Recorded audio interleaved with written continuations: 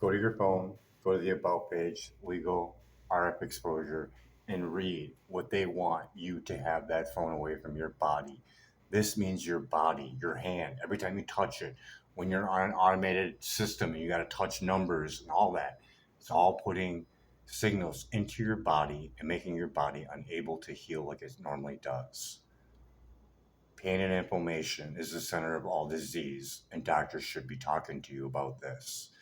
In my letter to the president, I state that doctors need to be retaught about the electrical component of the human body, seeing we are electrical chemical. They should know this. They should concur with this.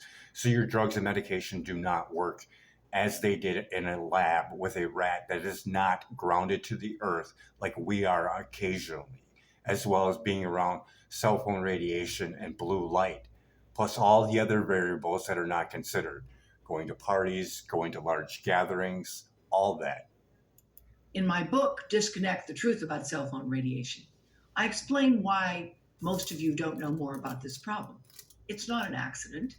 The cell phone industry has war gamed the science. I document this in a book that was written a decade ago. I've shown you today that government limits don't take into account the fact that there's a damaging effect on memory, there's damaging effect on sperm, there's damaging effect on pregnancy that I haven't been able to show you here that you can find on our website. War games is what's involved, and here's an example of some of them. Telstra annual report shows families using devices, having children hold the devices on their bodies. And now we got a new one, or actually just a newer version from the VR headsets, now going to AI glasses. That's going to exceed the out safety guidelines, and a children's brain is not fully developed until almost 20 years of age or more. In exactly the ways that we've shown are unsafe. And these devices are not tested for children. They're tested with a 220-pound guy, and none of them tells you that they're not really safe for children close to their bodies, although many governments are now issuing warnings about that, including the government of France and Belgium and Israel, which point out that these devices should never be kept close to the bodies of children. Now, what is the science in those countries? What is the science that they're using?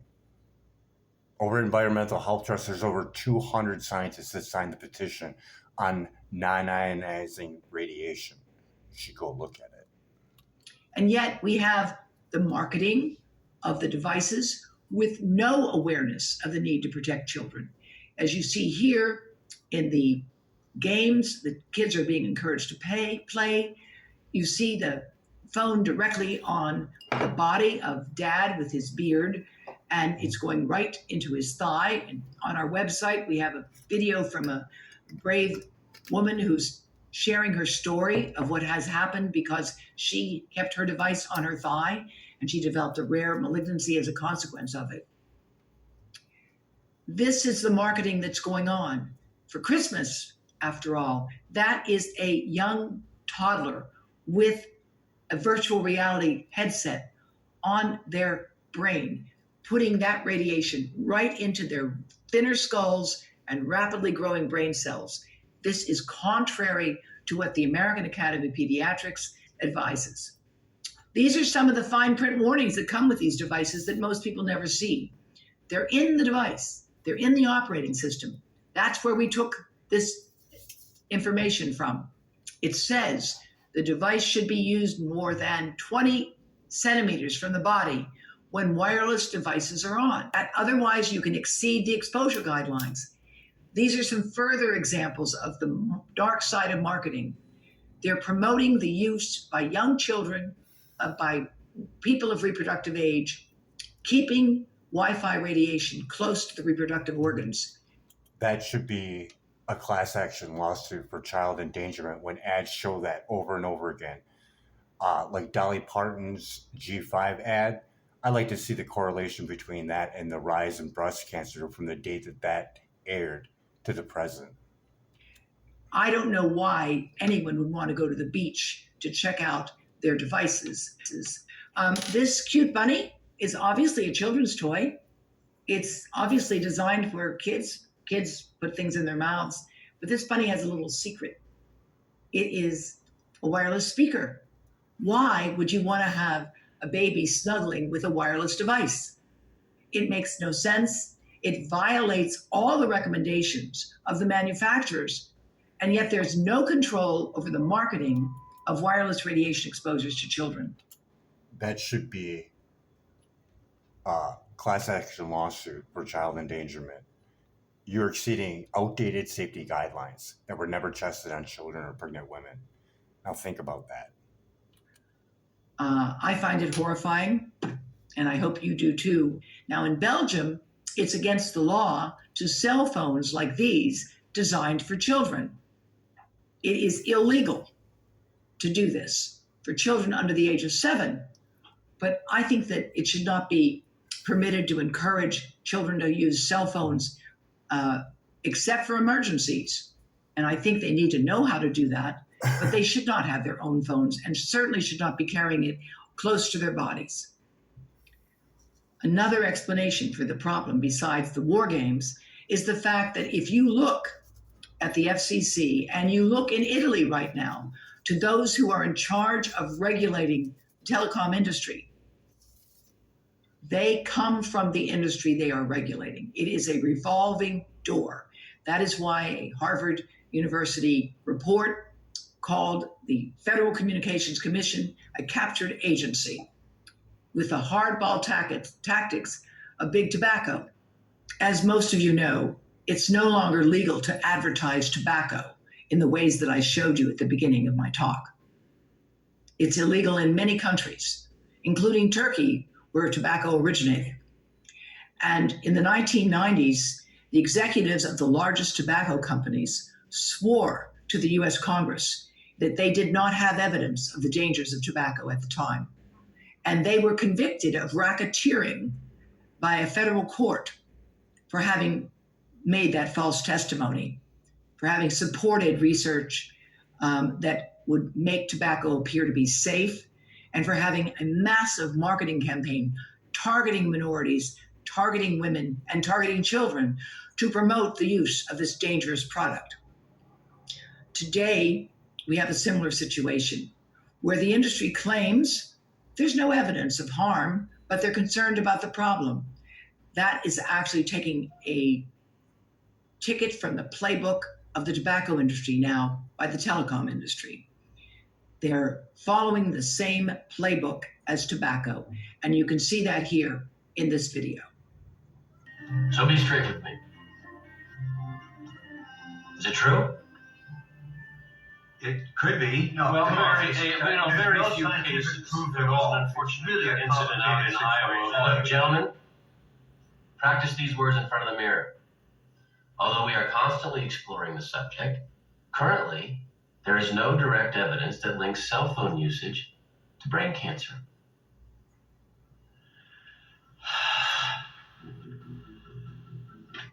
And that has been the exact model for the cell phone industry.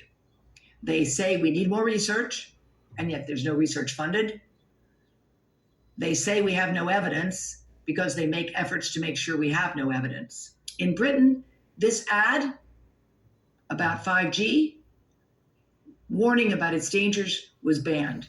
Here's another one that was banned.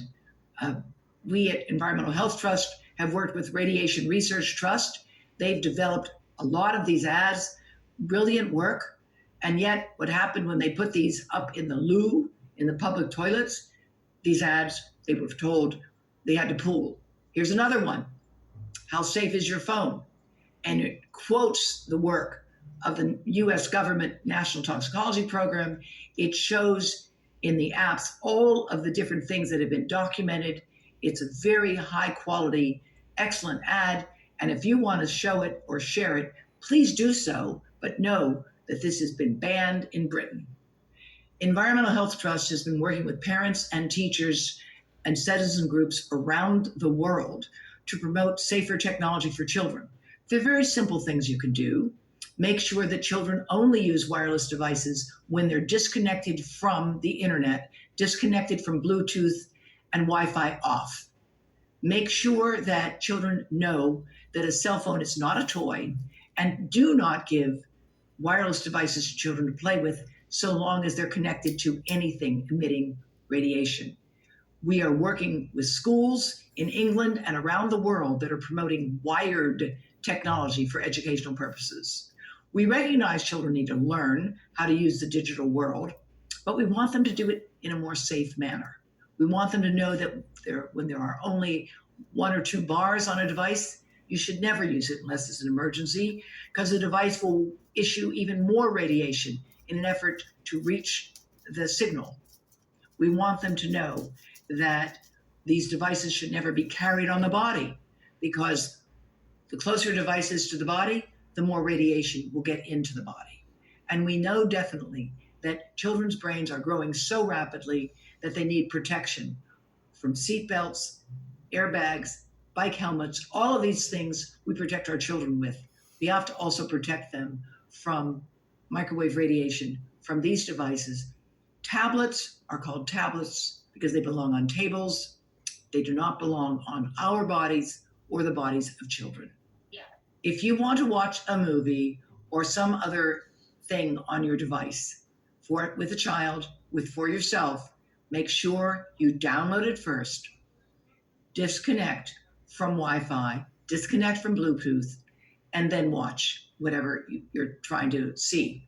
That way you will reduce your wireless radiation exposure, and also you'll save bandwidth in your home. One of the problems people have increasingly is that they can't get on, or the device is working slowly. It's working slowly because there are too many things already connected to your wireless system. The best system to have is not wireless, but wired.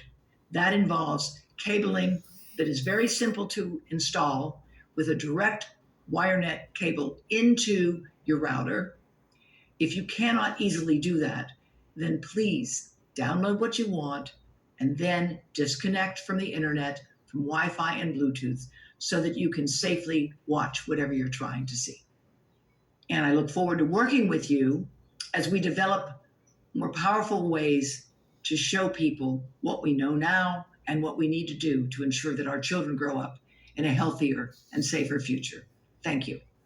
Did you know that cell phone, the one in your pocket, emits radio frequency radiation? As long as your phone's turned on, even if you're not talking or texting. The American Academy of Pediatrics, in over a dozen countries, recommends reducing children's exposure to wireless radiation. When using a cell phone, I always keep it away from my body. I use speakerphone or a headset like this.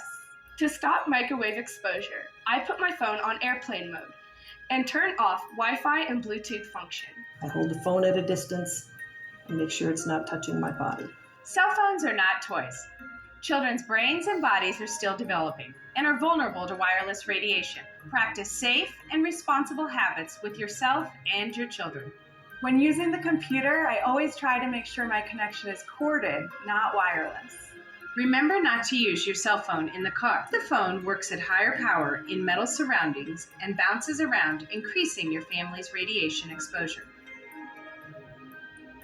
For their safety. For your safety. Because children are more vulnerable. Remind them. Remind yourself. To limit your microwave radiation exposures.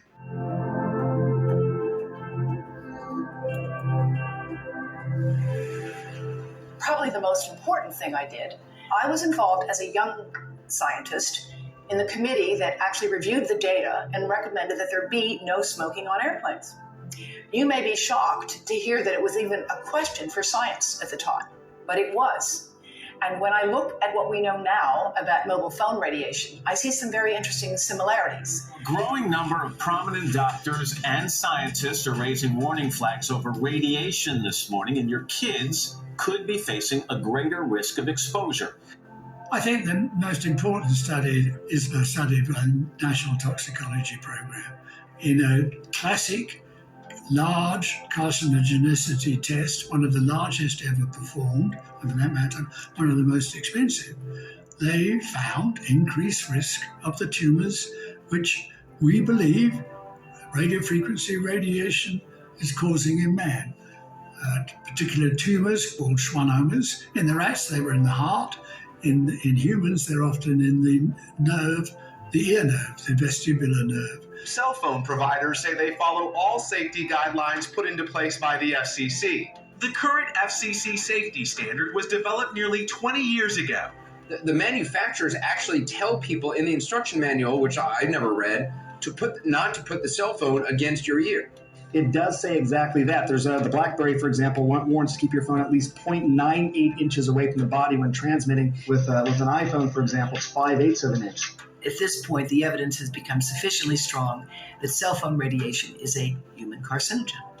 A major development from California's Department of Public Health. High use of cell phones may be linked to certain types of cancer and other health effects, including brain cancer and tumors, lower sperm counts, headaches, and effects on learning, memory, hearing, behavior, and sleep. If it was a real problem, I would know. If it was a real problem, the government would protect us. How come I'm not hearing about this? They're all things I've heard when I give seminars. I get up there and they say, oh yeah, if this was really a problem, they would have told us. I am they. I am a, legitimate scientist, and I am telling you.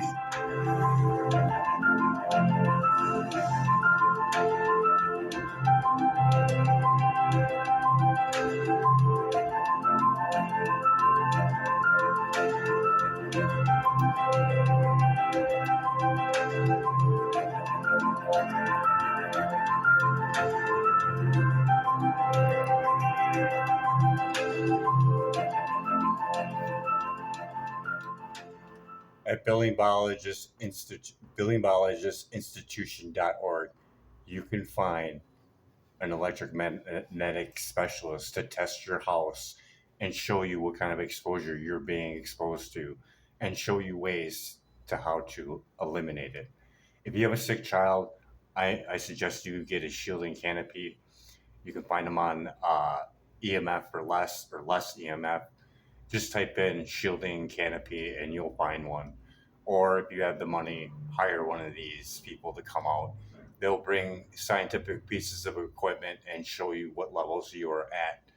Children are in a vulnerable state. Their brains are still growing.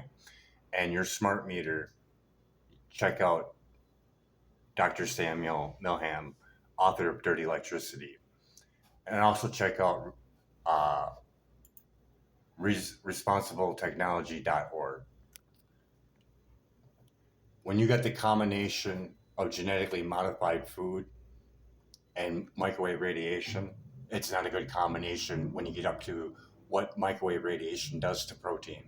There's so much information. I hope you take your time in doing this slowly. Make sure you meditate. Make sure you fast. Don't get too angry over it. And don't try to push it. It's a lot for people to take. Thank you for your time.